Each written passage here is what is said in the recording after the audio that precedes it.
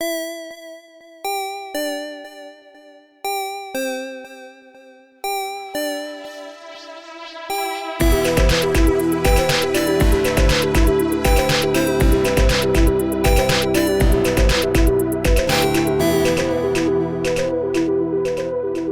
I got some news yesterday that made me both elated and ashamed at the same time. I discovered... I love this mixture already. I discovered that my oldest nephew is learning Dungeons and Dragons finally. Aww. Nice. So elated that I get to maybe go over there and start leading them through some stuff. And, I get to buy him dice and stuff now. I'm ashamed that I am not the one that got to teach him the first time.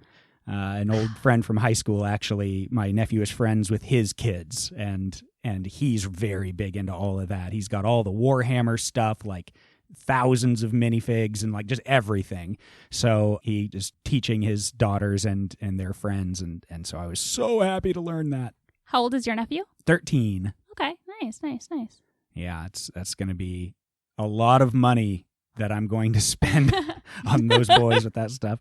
What is he? What's his character?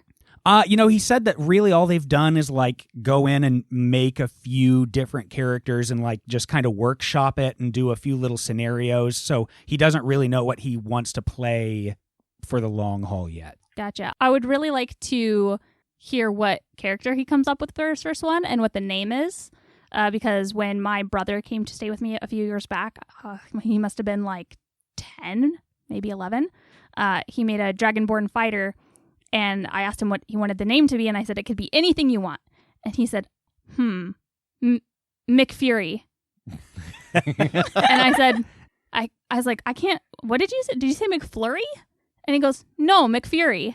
And I said, and I spelled it out like McFury, like McFury. He goes, yeah, like from Avengers.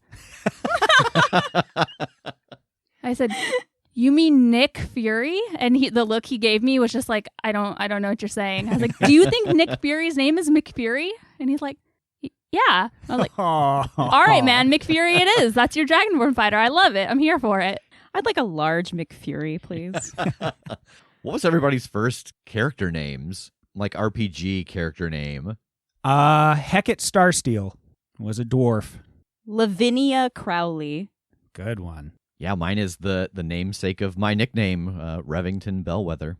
I cannot remember the name. I know it was a ranger, and I had a sloth that would hang on me like a backpack and hand me arrows, and every now and then could slowly reach out and scratch someone. Nice. But I cannot remember what her name was. Was it Mick Fury?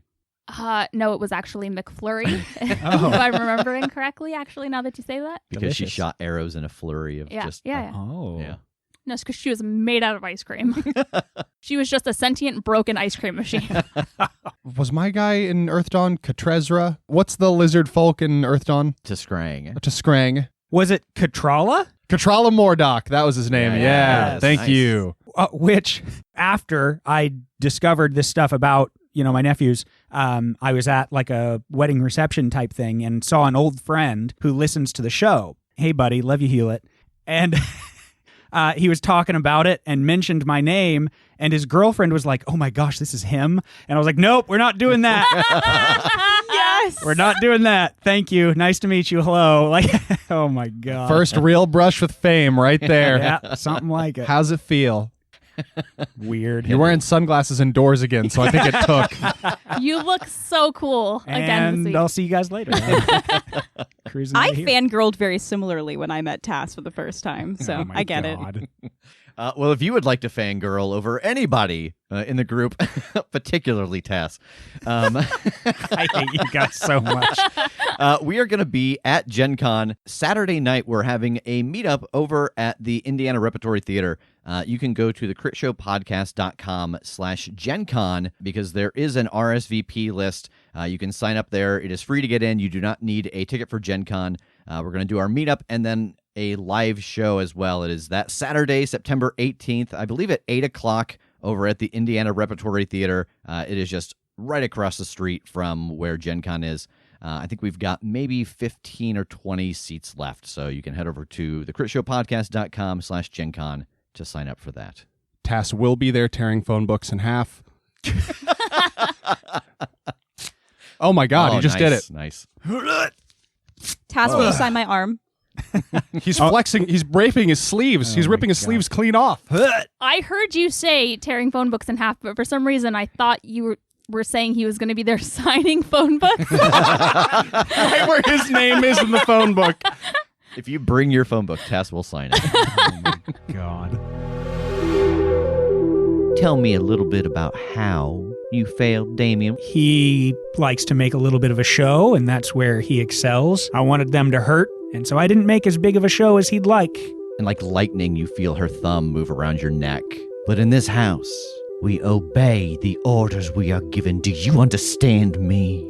Yes. Once we get everything set up, that will be your spot where you will work with and train the other hunters. It's the meeting location. Wow, that's really beautiful. Sorry, did you just say I'm supposed to train people? Well, yes, you are taking the place of Fiona, and she is the faction leader. Is there anything I can help with? Yes, actually. It's been a few days. I think I would like to do a reading. So the thing interesting about Strom's future when you lay out these cards is that the cards tell you that she is going to be reunited with an old acquaintance. There is a little girl with her back to you. The translucent cape on her back flips up and starts to flutter very quickly. And you realize it's a pair of translucent wings. Danny, your new guardian, is here. And she raises into the air and she turns towards you. She is covered in short brown hairs, and the top of her face is filled with two large black compound eyes, and just below them extends a long, sharp mosquito's proboscis. Jake, you are standing in the Rookery building, the main location for the Order of the Ley Line. You have just been informed that you have a ward that you'll be in charge of. The small girl with her back to you has just buzzed into the air with a pair of translucent wings and turned to face you. She is covered in brown fur, has two large black compound eyes, and a long mosquito's proboscis. Hey, how are you? She signs to you, "I'm good, how are you?" I'm good. It's nice to meet you. I will turn back to the lore merchant. And so what exactly is my responsibility with her? Am I her pseudo-parent for now? It's more of a bodyguard position, just to make sure that she stays safe from the other faction that would be interested in her. Is anybody looking for her? Is she in danger? The answer to those questions are different. Yes, people are looking for her. No, I don't believe she's in danger. Am I in danger? Oh, yes, most certainly. All right. We would be in danger if it was found that we are the ones that have her. Okay. Is there anywhere specific I'm supposed to, keep her? Is there a residence for her, or is she just coming with me? Really, it could be any number of things. She could go with you. You could stay here with her. We have a number of rooms set up. We have, obviously, many magical wards that keep anyone from scrying on this place or entering uninvited, so this has been a very good place to have her. So you could stay here if you prefer. But is this a 24/7 guard duty? Like, I do not leave her unattended? I don't think it's that explicit. I suppose it's up to your discretion. Okay. Just as long as she stays safe. Alrighty. Well, I'm just in my head, this complicates things. Who's looking for her? So the way that I understand it is that she is a member of the Lost Ones, but that there was some connection, perhaps the way that she feeds, that there was some draw to New Canterbury, and there was a skirmish between the two of them for who would get to have her and raise her as part of their faction. And in the scuffle, we were able to get her out. So both those groups are on the lookout for her. Well, how about this? I'll kick it here for a little bit, and, you and I can kind of hang out and get to know each other a little better, and we'll figure out what we're doing from here. She signs to you. That sounds good. All right. Well, excellent. I will leave you to it. And the lore merchant turns and heads back down the stairs. I'll sit down and, grab some toys to play along. How old are you, Danny? She signs to you 7, but 8 in 3 weeks. Nice. We'll call it 8 then, huh?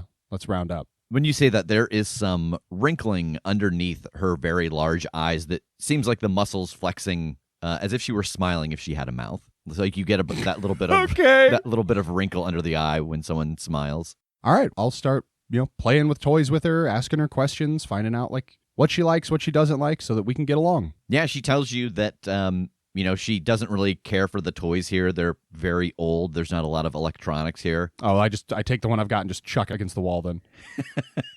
That's the thing that she doesn't like about living with wizards is that electronics don't always seem to last very long or respond very well because of all the magic energy in the air. All right, I'll spend the rest of the day hanging out with her, and I guess once it's time for the rendezvous, I mean, he said that, she's been safe here, and she's been here without me, and it's warded and everything, so I'm just going to let her know, like, all right, I've got to go run an errand, but, you stay here, and I'll be back in a little while. And I think that as you leave, the lore merchant does not really acknowledge the fact that you're leaving. And I think that throughout that conversation with Danny, she does tell you that it seems like he's too busy to do it. That was part of the issue, that it was interrupting whatever it is he's supposed to be doing. Okay, what does it seem like he's hard at work doing on my way out? He is going through books. He is marking pages. He has like 3 computer screens open, taking information from them, jotting them down in blank books, sending information out. Like, it seems like he is a hub of shared information. All right.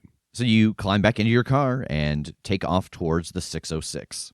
Tass, you step out of the Archbishop's building after your chat with Lady Jency and see Damien next to his car in the circle driveway. I think as I come out and see him, first thing I do is like check for one of those imps. Yeah, you do not see one. Okay. Hey, is it like chill to talk for a second out here? Yeah, let's move on a little bit. Okay. Yeah, let's get moving for a second, and then, well, I don't know.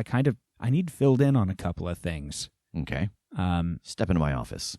All right. And he climbs into the car. Cool. So as we get going, so obviously you know why I'm here, with the deal and stuff that we made. We're coming here to figure some stuff out and then in theory go back. Oh, yeah. I have some people I'm working with, and it seems like a nice little mix of people that are working for opposing forces, so to speak. Uh-huh. Obviously, I trust you. I would love to bring you along and get you in on all of this, but I also don't know exactly how this works now, what your status is, how you have to operate. So I kind of want to ask you, like, how much do you want to know? How much do you want to be able to lean into plausible deniability here? The more I know, the more I can be forced to say. Yeah, that's what I thought. And I suppose that's... I wonder. And he looks at you, and when he looks at you, his eyes glow a little bit. What's your birthday? My real birthday? Okay, that answers that. Oh! Yeah. If she asks you a direct question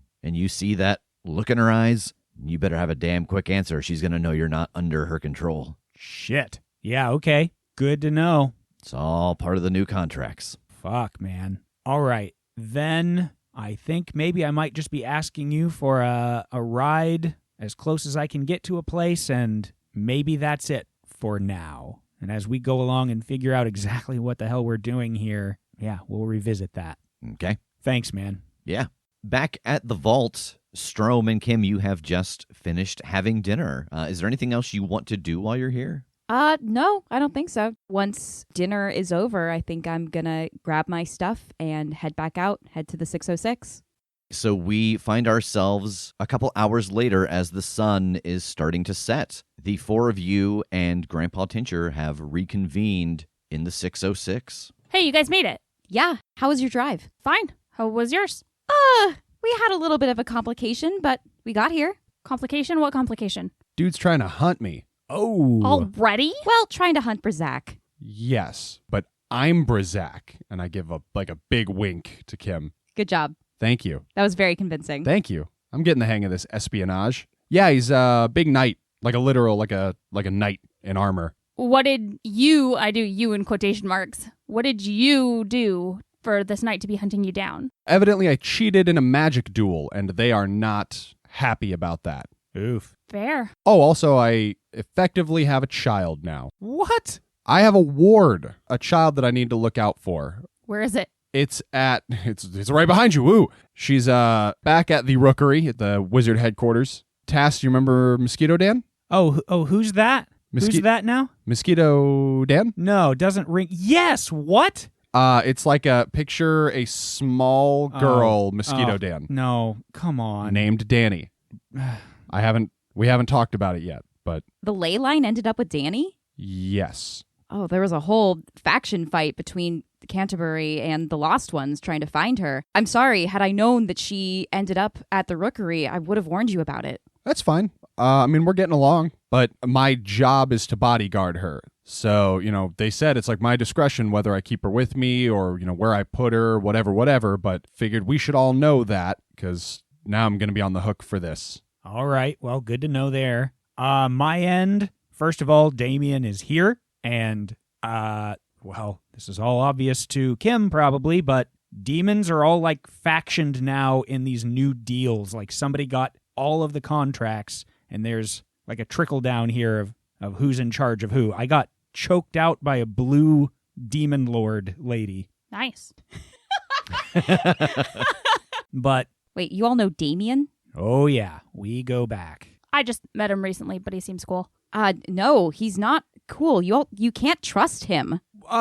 Yes and no. We kind of already have a deal with him that we're locked into, which is why I actually have horns and stuff, and I have this energy. So, yeah, like we know that he's a demon and he works how a demon works, so I need to figure out exactly what that means now with the way all these contracts flow, which is why I didn't bring him here. He gave me kind of a halfway ride, and I made the rest of the way on my own, because I wasn't sure that he should know much more. Kim, what's your problem with Damien? He's an enemy of Strom. I mean, he and I have had some pretty nasty run-ins over the last 10 or so years. Yeah, that's fair. I mean, on that same note, though, we've had the same on-again, off-again with Strom that we have with Damien. Don't tell him about me as much as you can. If he finds out that I'm working with you all, it's going to get very complicated. Tass, you said we probably shouldn't tell him much anyway, right?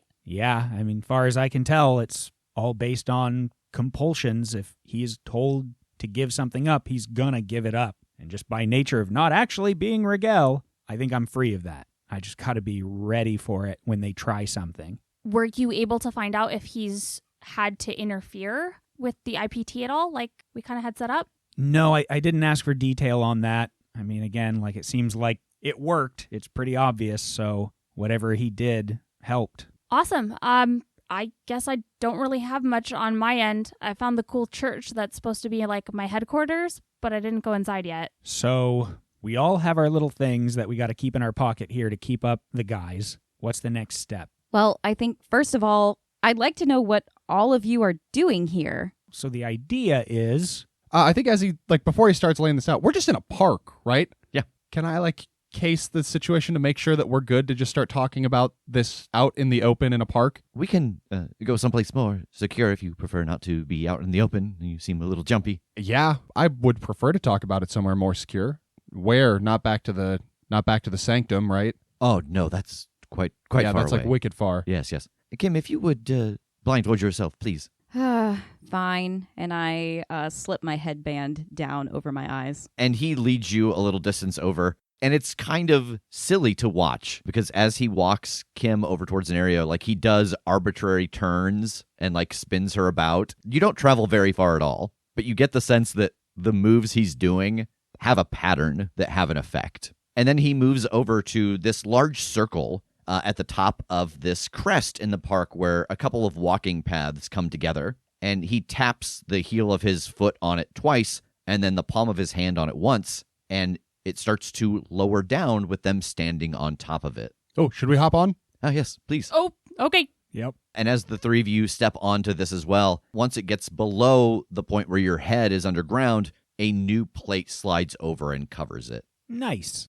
And you travel down for just a couple of moments, and then it opens up into a kind of a subterranean layer, but that's kind of what it is. It runs in the family. Yeah. It is a network of pipes and walkways and stuff that has been closed off at both ends, and then kind of a rudimentary frame for what a person would live in built around it. Kind of like if you find any of those really old lofts in Chicago even, where you can see that they have built parts of walls to give it the feeling of rooms. Nice, dude. This is cool. Ah, thank you. And he lifts your headband off. Wait, you all didn't have to get blindfolded? Nah, I guess not. Fine. All right, so we didn't really have time to get into it when I first met all of you, but I'd really like to know why the three of you are here. What are you planning to do here? Well, I suppose we're in it now. The idea is, now that this has happened, the world is like it is, we're hoping to figure out where the other worlds are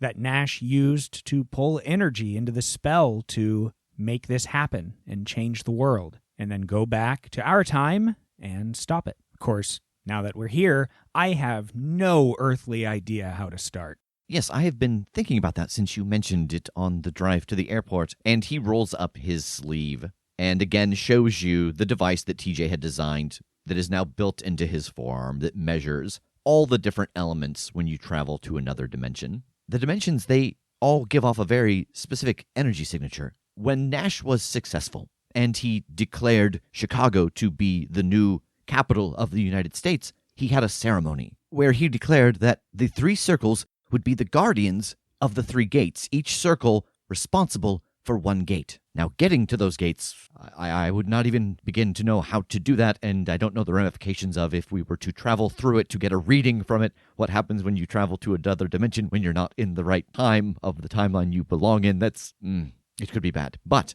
at this ceremony, he gifted each of the leaders of each faction an item from that world as a symbol of what it was they had accomplished together and what they were protecting. If you could get me in the room with each of those items, I could get a reading off of it. I could triangulate the dimension number. Oh, damn. If I could get it in hand, I could get a much clearer reading. I could send you closer to where it is you need to be. Like, if the thing that you need to find is in Chicago of another world, I could send you to Chicago with that portal. But if it's just residual energy, energy in the same room, if I can't physically get my hand on it and let the energy feed into this, I can at least get you to the right dimension. Got it. So was this a public ceremony?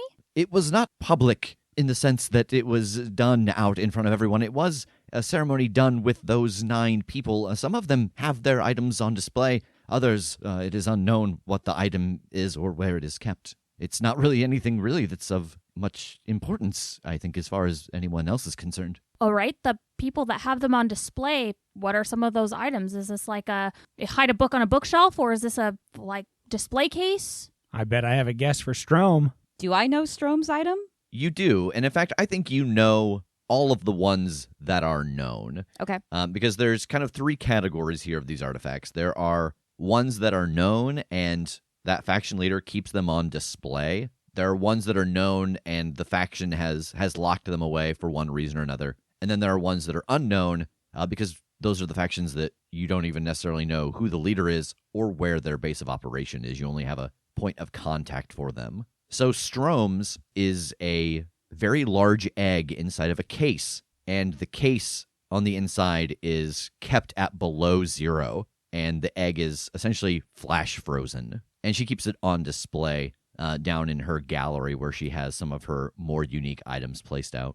And then also in the House of Power, the other one that is known is the Order of the Ley Line. Theirs is known, but it's not on display. It's actually kept in their artifact archive, and it is a very small power cell. They have tried to study it to see what all kinds of energy it can hold and how much of it. They have not actually been able to find its limits yet, but they do know that it is obviously a very small device designed to hold a great amount of energy. And then in Wild, Lady Jency has a very large flintlock pistol that hangs over her desk on the wall. And then in Night, the Monarchs inside of their casino, the former Wrigley building, Grayson Winters inside of his office that looks over the casino floor has a Remington rifle that hangs on the wall. And then Tranquil Silence, it is known that Father Ohana was gifted a very ornate silver cross, but it is not on display. They have locked it away,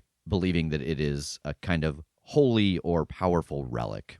And so those are the ones that are known, and Grandpa Tincher has said, if I can get my hands on it, I can get you a more exact location. If I can just get in the room with it, I can at least get the dimension, but I need to be around all 3 at one point so I can triangulate the location from the energy signatures. Okay, so there's got to be an order that we have to figure this stuff out in, right? I mean, I imagine that Night is going to be last if we're going to have to get to Nash's place. Yeah, it probably should be for safety, because if we get made on that one, then yeah, that's kind of the ball game. I mean, some of these, it seems like maybe we're in good enough standing to have a reason to be where they are. Yeah, can you get access to these archives? I don't know, but I can find out. You've already been in Jency's office, right? No, she came down to meet us. I mean, I don't think it's unreasonable for me to be able to get into her office for something, setting up a meeting or checking in on something, but I don't know how to get you in there with us if you need to analyze these things. Yes. Kim, can you get your hands on this egg Strom has?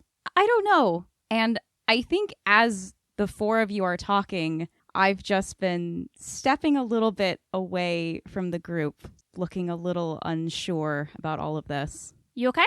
Look, James vouches for all of you, and he's helped me out a lot in the past, but I'm sorry, I'm having a little bit of difficulty. I want to help you, but what you're describing is getting all of these things, going back to where you came from, and then I guess I stop existing. Shit. Yeah, that is exactly what we're describing. I mean, do we know that? Do we know that you won't exist or that you'll just live in a different future where this isn't the power dynamic? There's no way to know. Do you know where your visions come from? No, I was just born with them. It's not like Strom or anything. You know, she needs the necklace. I was just born an oracle. And do you trust what you have? Has it all played out the way that you see and helped you? Yeah. All right, then. Don't stop trusting it. You knew we were coming. Something led us to you with the desire to help out and do this. I trust in that just by virtue of it's working. I don't think you're going to have all of this happen not for a reason. I do trust my visions, and I trust James, and he trusts all of you. So I'll help, but this is a lot. I'm sorry. There is not a thing to be sorry about. So where do we start? Well, I mean, some of these things, it may not be a matter of getting him into the room with it. It may be a matter of it going missing. We could bring things to James, and then it's an issue of, okay, do they know it's been taken or not? Like the one in Jency's office or in the Wrigley Casino or whatever, like those couldn't go missing without it being noticed. So, but it's an option. That's on the table. I feel like maybe we start with the one in my order's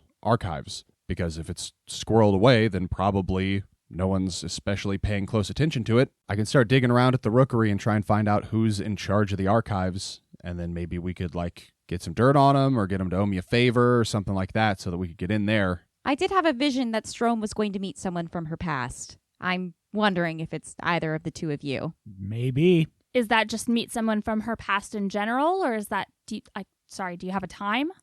No, I don't. Oof. Well, I suppose it might be an eventuality. Yeah, all right.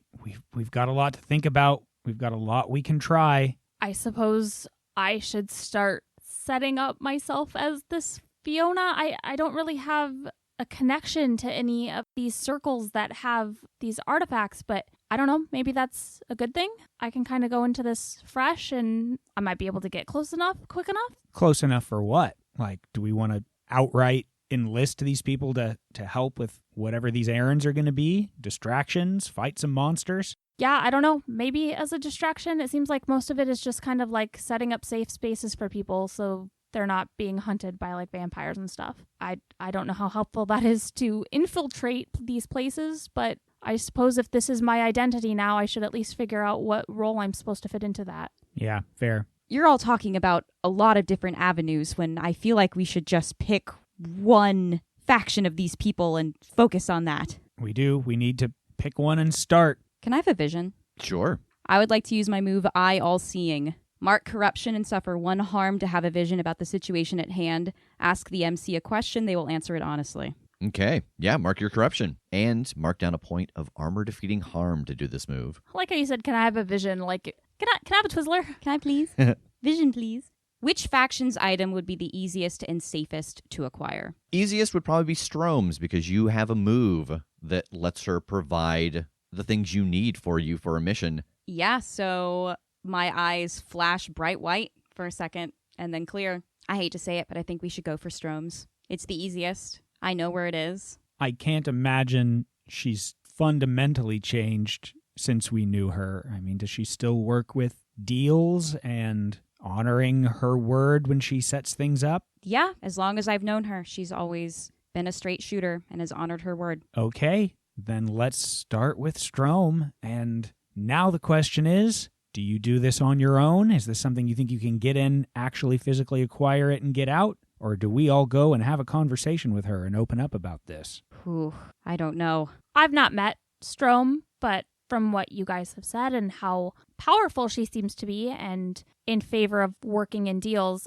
I imagine this world's working out pretty great for her, right? Especially since she's like head of a faction and all that. Yeah, I mean, Knight's giving her a bit of a headache recently, but that's kind of all the time. I mean, the only thing I could see us offering her that would be superior to what she has now is come this time in whatever timeline we end up creating, she is the one in charge, as opposed to like one of the 9 in charge. And I guess one of the 8. Maybe we're just like, we'll make sure we kill one of these people and you've got a little bit better stake. But like, that's hard for us to promise, and also not probably what we actually want. So what could we possibly offer her that would encourage her to help us with this? I don't think we know. I don't think we know till we take the gamble and have that conversation. Because in our time, she's operating well, she's living well, and sure, she has the looming threat of the headache of Nash, but I wonder how well she thinks she could live if that threat were eliminated.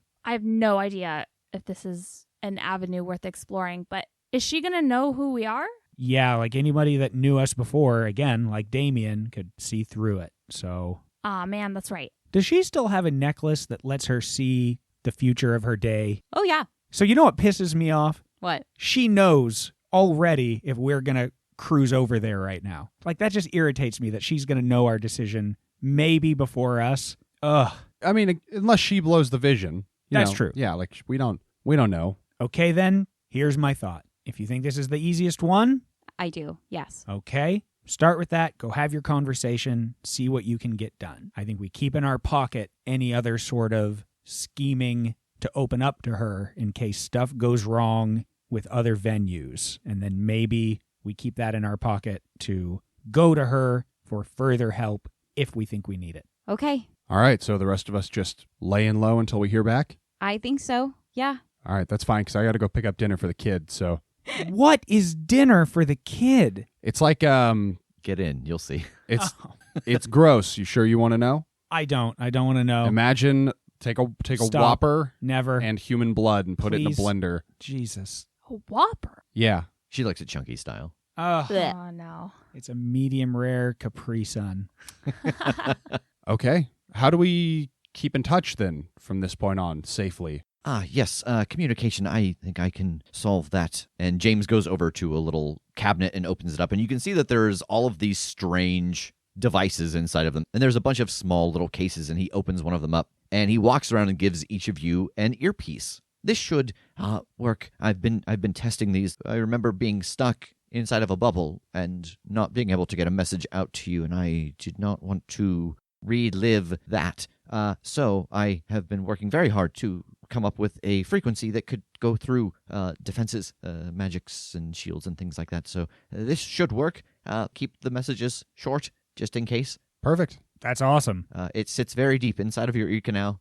Just pull on your earlobe to send a message. I'll put mine in. Yeah. I put mine in and I pull on my earlobe and I say, I guess this is our new chat room. And you all hear it. Kim seems to acknowledge it like she already has one of these. Guess so. That's so cool. All right, let's roll out. All right, so where are you all going? I'm heading back to the vault. I am running through like somewhere to get food and stuff, and then heading back to the rookery. I am going to head back to the Fourth Presbyterian Church. And I'll start making my way back to where I left Damien and give him a call to see if he'll pick me up. So let's go with Jake first. When you go through a drive-through, like there are clearly menus for all kinds of different creatures. Like even just a bag of blood is an option. Perfect. Yeah, I grab one of those and like some like a coffee and a tea and whatever I want. Okay. A second bag of blood.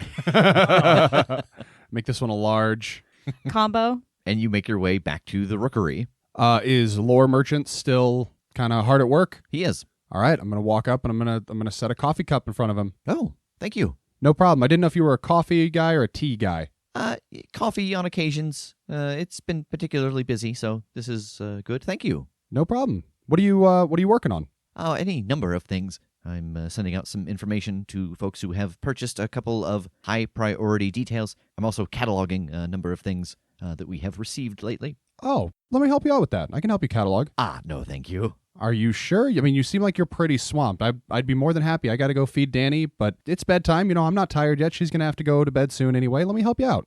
No, that's quite all right. This is all very privileged information. The lore merchant is not my name. Clearly, it's a title, which means that I am the only one who gets access to all of the information, and then I parse it out to those who need to know. What is your name? Josh, Oh, hey, nice to meet you, Josh. nice to meet you as well. Well, okay. I mean, I don't have to catalog then. Is there anything I can? I'd love to take a load off your plate here. I'd love to help you out somehow. Yes, I do believe, actually, there is something that you could help me with. There is a book I have been trying to get my hands on. If you feel like going out into the city and stretching your legs, getting to know it a little bit, I wouldn't mind if you could run this errand for me. There is a bookstore about 5 blocks over. The issue is that it only appears at dawn, and so it's only there for a very small window, and I'm usually very busy at dawn. Okay. Yeah, I can take care of that. What do you need me to grab? Excellent. It is a book on primordial magics. It has a number of different theories about how the world came to exist. It is called The Dawn of the Earth. Consider it done.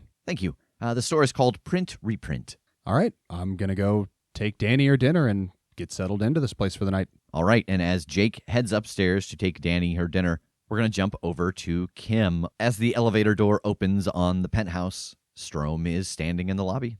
I didn't expect to see you again so quickly. Oh, really? Well, it's the polite thing to say anyway. What do you need? Yeah, I would like to walk down the stairs to Strom's gallery. As you move towards the door that leads down to the gallery, it does unlock for you since you are a regular here. And she joins you and walks down the stairs. I find your silence unnerving. I'm sorry. It's been a really long day. Strom, we've always been honest with each other. Yes. And I like that about us. I need your help with something. All right. And I go over to the flash frozen egg. This is so interesting. A piece from another world. Yes, I've often wondered what exactly is inside of it. The design on the egg, the thickness of the skin, it looks almost reptilian, but it's far too large. And to keep it frozen was a very good choice of a gift. It's fascinating. I was wondering if I could... Strom, I've never been super great at trying to beat around the bush with you. I was wondering if I could borrow that egg just for an hour. She stands for a moment looking at the egg. I don't suppose I get to ask why. I mean, you can ask. That's going to be one hell of a conversation. All right, and Kim, I believe you have a, not a playbook move, but a benefactor move for this. I do. What is that move? So, this is a move tied to my benefactor. When you go to your benefactor for help or resources, roll with your status. On a hit, they get you what you need, provided you offer prophetic insight into a problem they have right now. On a 10+, the support they give is abnormally useful. On a miss, they reveal you overlooked something that greatly injured their status. They are determined to remind you of their power over you before they even consider your request. All right, so roll it, and with your status, you have a 1, correct? I have a +1, Okay. yes. That is an 8. All right, so with a mixed success, she will give you what you need in exchange for some prophetic help with a problem she is having. She looks at you for a long moment. Very well. You may take it for an hour. Okay. I will not ask any further questions at this moment, though I would like to note my ability to change my mind on that fact. But as you stated earlier, trust is earned between us and has been both directions. But I need something from you. Of course. What can I do? I have been vexed by who is running New Canterbury. It is the piece of information that I cannot find, and I don't know how to deal with them if I don't know who's leading them and what they want. Give me a vision. Tell me who is leading them. My eyes go white, and wind fills the room, and I would like to use Eye All-Seeing. All right, so mark another point of corruption and another point of armor-defeating harm. Who is the leader of New Canterbury? You start to get glimpses as you ask this question into the open air, and the person that you see in your vision is a man in his mid-20s with blonde hair and green eyes. He is wearing a blue vest and matching pants with a white shirt and a red tie, and the sleeves are rolled up on the white shirt, and you can see on his forearm is a tattoo that is silver and almost seems like it's moving. And the tattoo is of the atomic symbol for Mercury.